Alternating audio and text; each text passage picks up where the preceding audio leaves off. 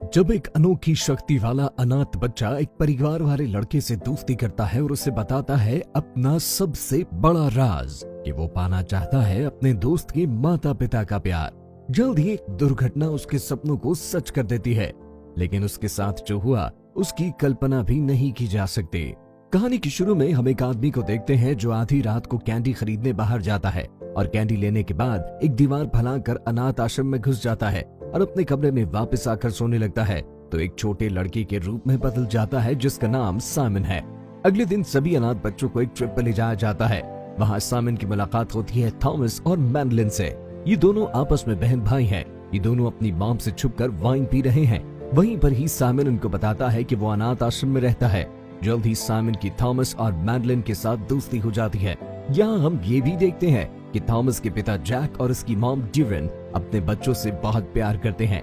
अनाथ आश्रम वापस जाते ही साइमन को अच्छी खबर मिलती है कि मैडलिन और थॉमस ने उसे एक वीक के लिए अपने घर में इनवाइट किया है।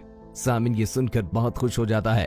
थॉमस के पिता साइमन को अनाथ आश्रम से लेने गाड़ी में आता है। साइमन थॉमस के घर पहुंच जाता है। रात को सब एक साथ बैठकर खाना खाते हैं। खाना खाने के बाद सब अपने अपने कमरों में चले जाते हैं, जहां ड्यूरन थॉमस और साइमन को प्यार करके सुला देती है और कमरे से बाहर आ जाती है। अगली रात ये तीनों एक साथ बैठे होते हैं। तभी थॉमस साइमन से कहता है कि क्या तुम हमारे खूनी भाई बनना चाहते हो। फिर वो तीनों अपने हाथ पर कट लगाकर एक बर्तन में खून डाल देते हैं और अपना एक एक राज एक दूसरे को बताते हैं। थॉमस कहता है कि उसने एक दफा अपनी मॉम को बिना कपड़ों के देख लिया था। मैडलिन कहती है कि मम्मी और पापा कहते हैं कि मैं 20 साल से ज्यादा जिंदा न रह पाऊंगी।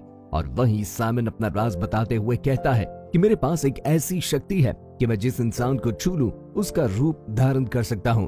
फिर वो अपना रूप बदल कर दिखाता है, जिसको देखकर थॉमस और मैडलिन हैरान रह जाते हैं।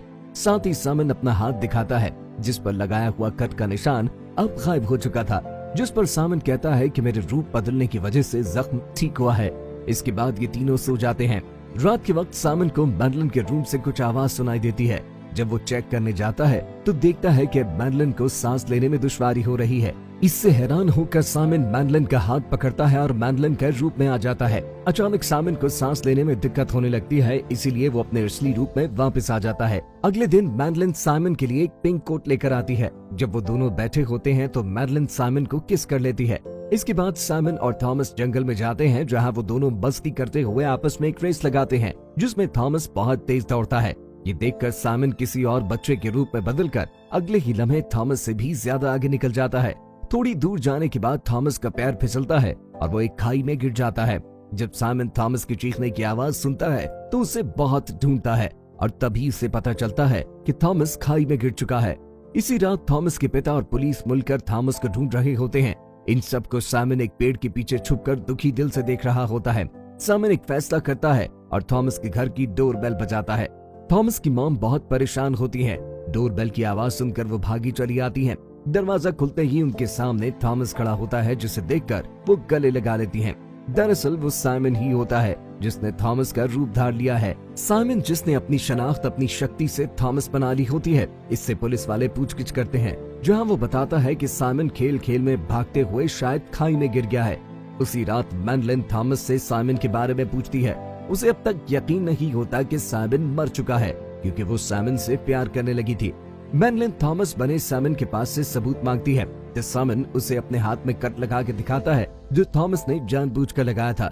इसके बाद मैडलिन को भी यकीन हो जाता है कि साइमन अब ये दुनिया छोड़ चुका है। अगले दिन साइमन का अंतिम संस्कार किया जाता है, जहाँ उसके अनाथ आश्रम के लोग भी होते हैं। साइमन अपना नाम मरे हुए लोगों में देखकर घबरा जाता है, लेकिन अब वो कर भी क्या सकता था। समय बीतता चला जाता है और यूं मैडलिन 18 बरस की हो जाती है। वो डॉक्टर के पास चेकअप के लिए जाते हैं और वापसी पर बहुत परेशान होते हैं। साइमन, जो कि अब थॉमस है, वो जैक के साथ एक शॉप में काम करता है। वहाँ एक लड़की कुछ सामान लेने आती है और उससे फ्लर्ट करने की कोशिश करती है।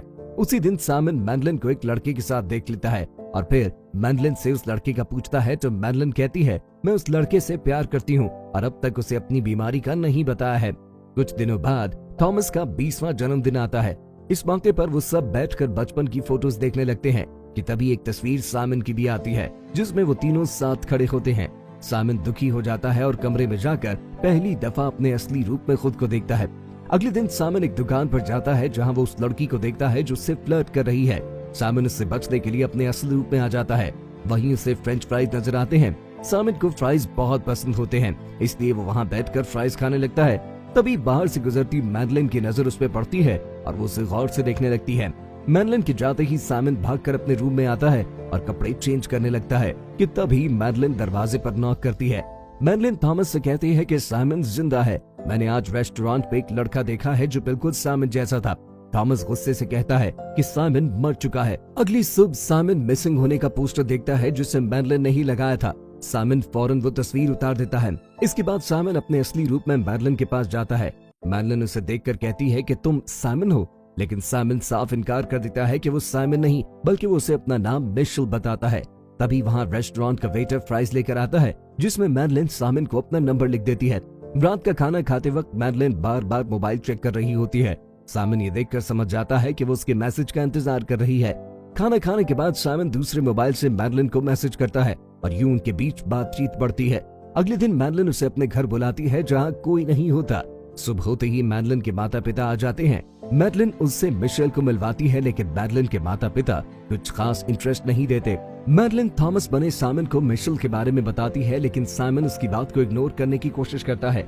अगले दिन मैडलिन थॉमस के कमरे में कुछ ढूंढ रही होती है कि उसे वो तस्वीर मिलती है जो उसने सामिन को ढूंढने के लिए बोर्ड पर लगाई थी।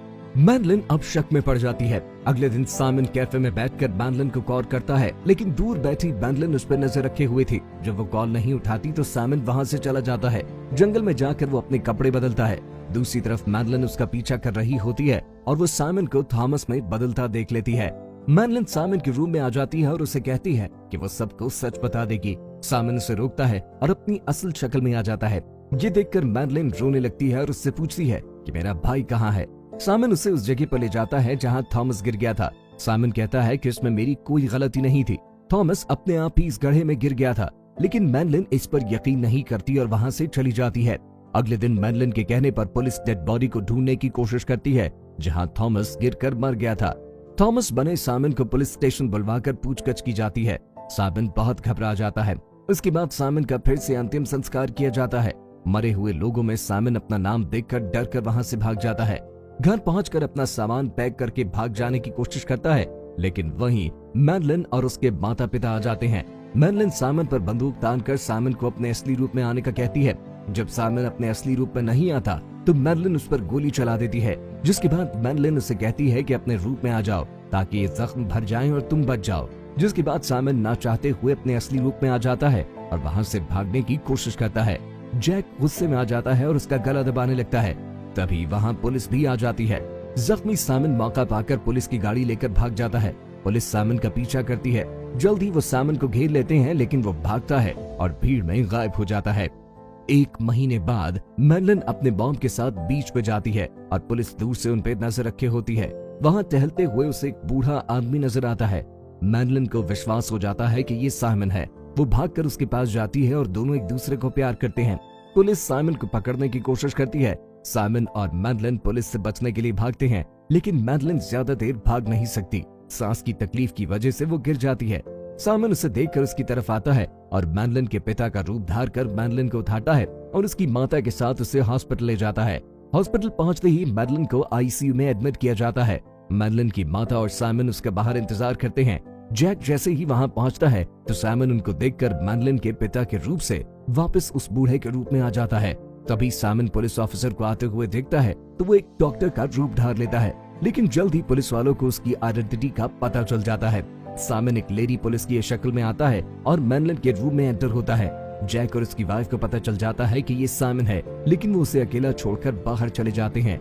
थोड़ी देर बाद लेडी पुलिस ऑफिसर आती है और जैसे ही वो अंदर आती है तो देखती है कि सामिन मैडलिन के पास सोया हुआ है और उसके हाथ में खत लिखा है जिसमें लिखा होता है कि इसे बचा लो, और पास ही एक जहर की दवा होती है, यानी सामिन अपनी जान दे देता है। अंत में हम देखते हैं कि सामिन का फ्यूनरल हो रहा है। मैडलिन कुछ देर गौर से सामिन की कब्र को देखती है और बहुत तेजी से भागना शुरू कर देती है और कहानी का यही अंत हो जाता है। मैडलिन के तेजी से भागने का मतलब ये हो सकता है कि वो अब पूरी तरह से ठीक हो चुकी है। तो दोस्तों, कैसी लगी ये मूवी कमेंट करके जरूर बताना और हमारे चैनल इनसाइट रिकैप्स हिंदी को सब्सक्राइब करना मत भूलना। शुक्रिया।